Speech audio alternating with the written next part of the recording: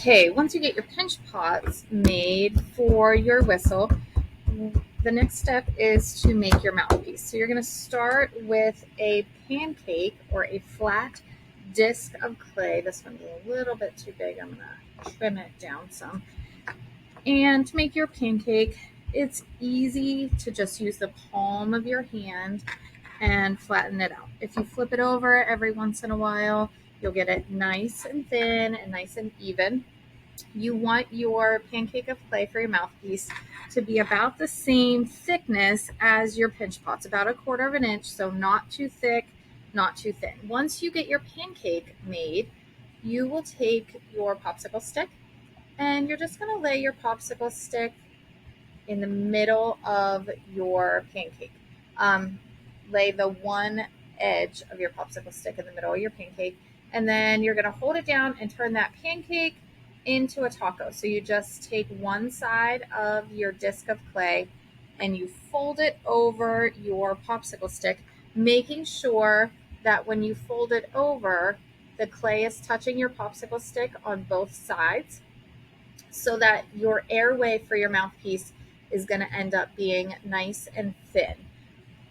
Now, we don't want your mouthpiece to look like this. We want it to be a rectangle. So I am just simply taking a clay knife and I'm going to cut one side down so that they're even on both sides. And then you will smooth out your mouthpiece just like you did your pinch pots with water. Make them nice and neat and make them nice and smooth. If you want, or if you have edges that are a little bit rough on your mouthpiece, just go ahead and use your clay knife and trim right up to the popsicle stick with that to make your ends nice and neat and even.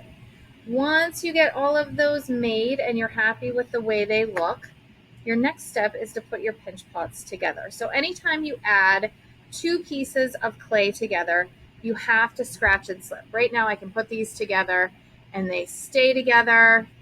They won't fall apart until they dry. And then as soon as they dry, they're going to come apart. Same goes if you're adding a little tiny eyeball onto your clay. You can stick a piece of clay to another one when they're wet, but as soon as everything dries, it falls apart. So the way that you bond clay is a technique called scratch and slip or score and slip.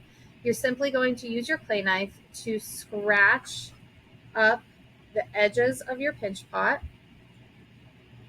or whatever you're connecting together, both pieces of the clay that you're connecting together, you scratch up. Then you're going to add water to it. I just use my fingers. It's easy enough. The only thing you have to watch is so that you don't rub out all of your scratches if you are pushing the water in too much. If your scratches disappear, just come back in and add a few more scratches. Once you get your water on and you have everything scratched and slipped, you just put them together.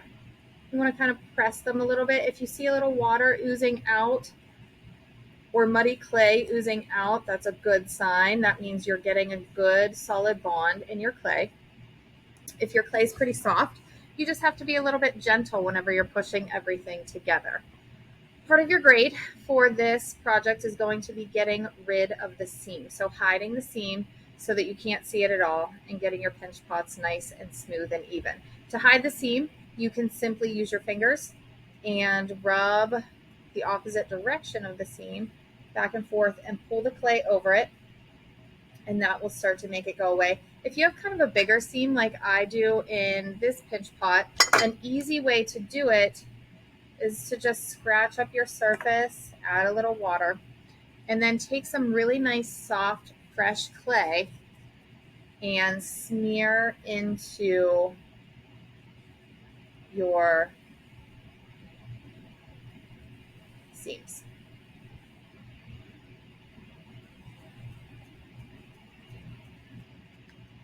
Once you get that done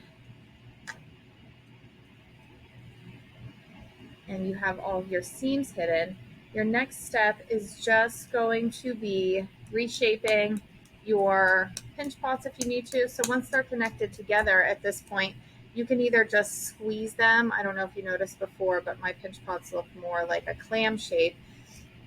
And I want them to be more of, we'll go with lamb shape. But you can change the shape of them. You can make them circles. You can turn them into cubes. If you want to do a cube, you simply use your table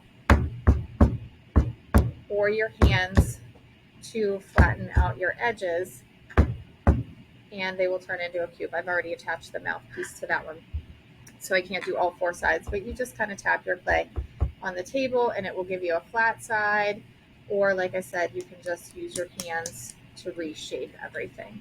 Once you get it reshaped, just make sure that your pinch pot is nice and smooth, nice and neat and even.